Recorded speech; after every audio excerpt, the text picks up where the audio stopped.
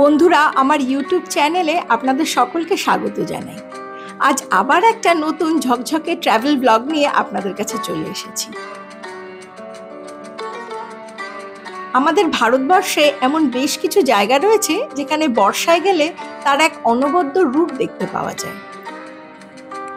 বিশেষ করে সবুজ অরণ্য, জলপ্রপাত এগুলো যেন বর্ষায় আরো সবুজ, সতেজ আর প্রাণবন্ত হয়ে ওঠে। এবার বর্ষা উপভোগ করতে আমরা চলে গিয়েছিলাম ঝাড়খণ্ডের ধানবাদে। এখানে বেশ কয়েকটি জলপ্রপাত রয়েছে। এই বর্ষায় সেগুলো ভয়ঙ্কর হয়ে ওঠে। তার সাথে সবুজ বনানী অপরূপ সৌন্দর্যময় হয়ে ওঠে। আর এর সাথে উপরি পাওনা হিসেবে রয়েছে কয়লা খনি অঞ্চল। এই সব কিছুর স্বাদ একসঙ্গে পেতে আমরা 23শে আগস্ট শনিবার ভোরবেলায় হাওড়া স্টেশনে চলে গেলাম। সেখান থেকে ব্ল্যাক ডায়মন্ড ধরে আমরা ধানবাদের উদ্দেশ্যে রওনা দিলাম।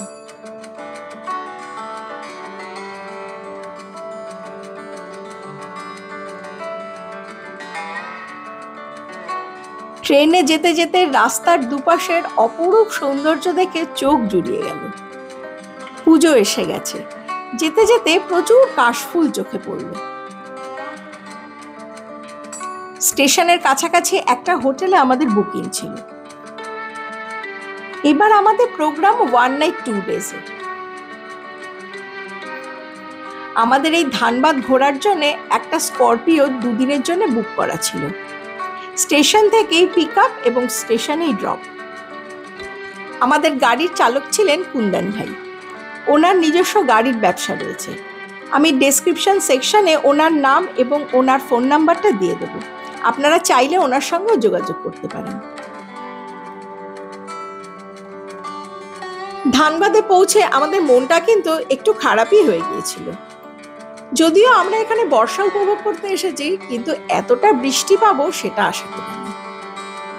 তবে যাই হোক না কেন, আমরা কিন্তু পুরো ট্রিপটা ভীষণ এনজয় করেছি। হোটেলে পৌঁছে খানিকক্ষণ রেস্ট নিয়ে আমরা লাঞ্চ করে নিলাম। তারপর আমরা বেরিয়ে পড়লাম তোপচাঁচি লেকের উদ্দেশ্যে।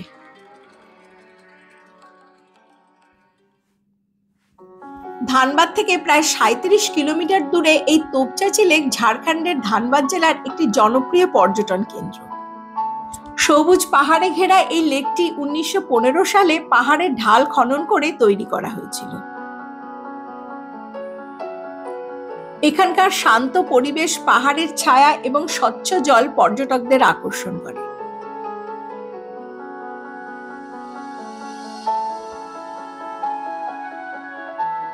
শুধু একটা জিনিসই এই লেকে আমরা মিস করেছি। আজকে যদি রৌদ্রোজ্জ্বল আবহাওয়া থাকতো তাহলে লেকের জলে পাহাড়ের প্রতিচ্ছবি দেখতে পেতাম, কিন্তু সেটা এবার আর দেখা হলো না। তবে বর্ষায় কিন্তু এর আলাদাই একটা রূপ রয়েছে।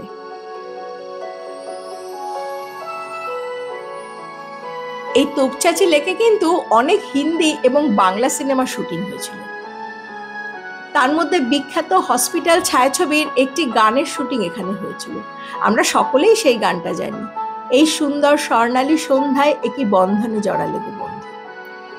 এই তোপচাঁচি লেকে আমাদেরও খুব বোটিং করার ইচ্ছে হয়েছিল, কিন্তু শুনলাম বর্ষার কারণে এখন এখানে সেভাবে বোটিং হয় না। তোপচাঁচি লেকে বেশ কিছুটা সময় কাটিয়ে আমরা চলে গিয়েছিলাম উত্তম কুমারের বাড়ি দেখতে। তবে এখানে একটা কথা বলে রাখি, তোপচাঁচিতে উত্তম কুমারের কিন্তু নিজস্ব কোনো বাড়ি ছিল না।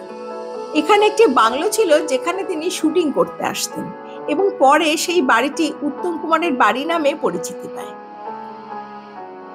তিনি এই তোপচাঁচি লেক এবং বাংলোটি খুব পছন্দ করতেন, কারণ এখানে তার অভিনীত অগ্নিপরীক্ষা এবং নতুন তীর্থ ছবির শুটিং হয়েছিল। উত্তম কুমার যখনই তোপচাঁচিতে শুটিং এ আসতেন তখনই তিনি এই বাংলোটিতে থাকতেন। মহানায়কের স্বপ্ন ছিল এখানে তিনি একটি ফিল্ম সিটি গড়ে তুলবেন, কিন্তু পরে নানা কারণে সেটা আর বাস্তবায়িত হয়নি। উত্তম কুমারের স্মৃতি বিজড়িত এই বাংলোটি পরে উত্তম কুমারের বাড়ি নামেই পরিচিতি লাভ করে, এবং এটি একটি পর্যটন কেন্দ্র হিসেবেও পরিচিত।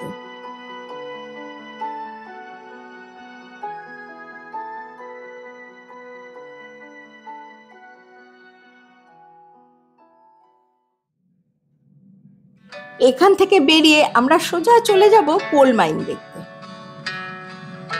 কোল মাইনে ভেতরে ঢোকার তো কোনো ব্যাপার নেই, আমরা বাইরে থেকেই যতটা সম্ভব দেখব। এই কোল মাইন যাওয়ার রাস্তাটা কিন্তু অসম্ভব সুন্দর। রাস্তার দুধারে সবুজ গাছের সারি, চোখেরও আরাম, সেই সাথে মনেরও আরাম। যেতে যেতে দূরে যে পাহাড়গুলো চোখে পড়ছে এগুলো আসলে পাহাড় নয়, কয়লাগুলো জমতে জমতে এইরকম পাহাড়ের আকার নিয়েছে। ধানবাদে কয়লার কিন্তু বিশাল মজুদ রয়েছে এবং এই এলাকাটিকে ভারতের কয়লা রাজধানী বলা হয়। ধানবাদের কাছে ঝরিয়া কয়লা ক্ষেত্র ভারতের অন্যতম বৃহত্তম কয়লা ক্ষেত্র। এখানে বিশাল পরিমাণে কোকিং কয়লা পাওয়া যায়। এই কোকিং কয়লা এক ধাতব কয়লা। এটি এক বিশেষ ধরনের কয়লা যা থেকে কোক তৈরি করা হয়। ইস্পাত তৈরি প্রাথমিক পর্যায়ে ব্লাস্ট ফার্নেসে কোক একটি অপরিহার্য জ্বালানি। এই কয়লা খনিতে কয়লা সারাক্ষণ জ্বলছে আর সেখান থেকে ক্রমাগত ধোঁয়া বের হচ্ছে। কয়লা খনির শ্রমিকেরা আমাদের কিন্তু বেশি দূর যেতে নিষেধ করলেন। ভেতরের তাপে ওপরের পাথরগুলো বেশ গরম হয়ে রয়েছে, রীতিমতো ছ্যাঁকা লাগে। এছাড়া ওই পাথরের নিচে অনেক জায়গায় হিটে এমন নরম হয়ে আছে যে ওখানে পা পড়লে পা ঢুকে যেতে পারে। বাইরে থেকে হলো কয়লা খনি জীবনে প্রথম দেখলাম, একটা নতুন অভিজ্ঞতা হলো। ধানবাদের ভারত কোকিং কোল লিমিটেড নামের সরকারি সংস্থাটি এই কয়লা খনিগুলো পরিচালনা করেন।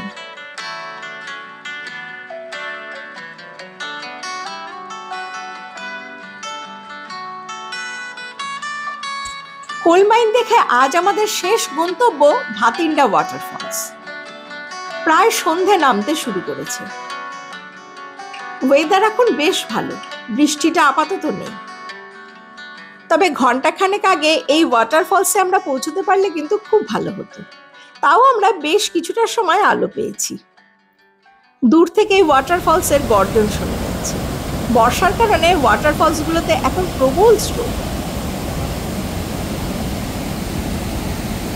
ভাতিন্ডা ওয়াটারফল ঝাড়খণ্ডের ধানবাদ রেলওয়ে স্টেশন থেকে প্রায় 14 কিলোমিটার দূরে রয়েছে। এর চারপাশে রুক্ষ পাহাড় আর সবুজ গাছপালা রয়েছে।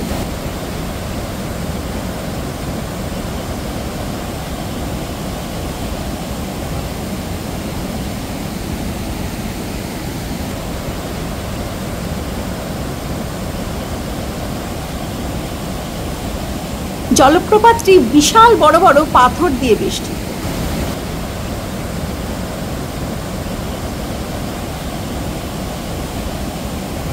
কাটারি নদী পরেশনাথ থেকে উৎপন্ন হয়ে উত্তর থেকে দক্ষিণে প্রবাহিত হয়ে মুনিডিতে এসে পৌঁছেছে।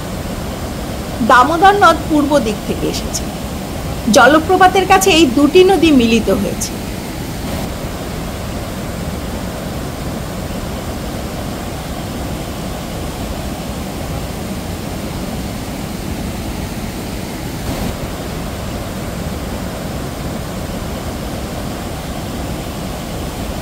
সন্ধে নেমে গেছে।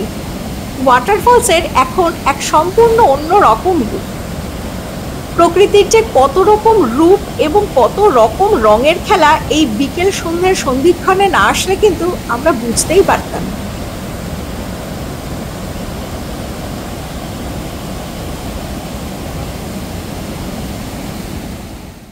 ভাতিন্ডা ওয়াটারফলস থেকে এবার আমাদের ফেরার পালা। যাওয়ার পথে রাতের কোল মাইন দেখলাম। দূর থেকে আগুনটা দেখা যাচ্ছে। দিনের আলোয় যেটা স্পষ্ট ছিল না, রাতের বেলায় সেটা কিন্তু আমরা স্পষ্ট দেখতে পেলাম। ধোঁয়াটাও বোঝা যাচ্ছে। আজ সারাদিন আমরা খুব এনজয় করেছি। কাল সকালে আরো সুন্দর সুন্দর নতুন জায়গা দেখব। আজকের মতো পর্বটা এখানেই শেষ করছি। আপনাদের কেমন লাগলো অবশ্যই জানাবেন। আর ভালো লাগলে কিন্তু লাইক, শেয়ার আর কমেন্ট করবেন। আর যারা এখনো আমার চ্যানেলটা সাবস্ক্রাইব করেননি তারা প্লিজ সাবস্ক্রাইব করবেন। আজ তাহলে এই পর্যন্তই। ধন্যবাদ।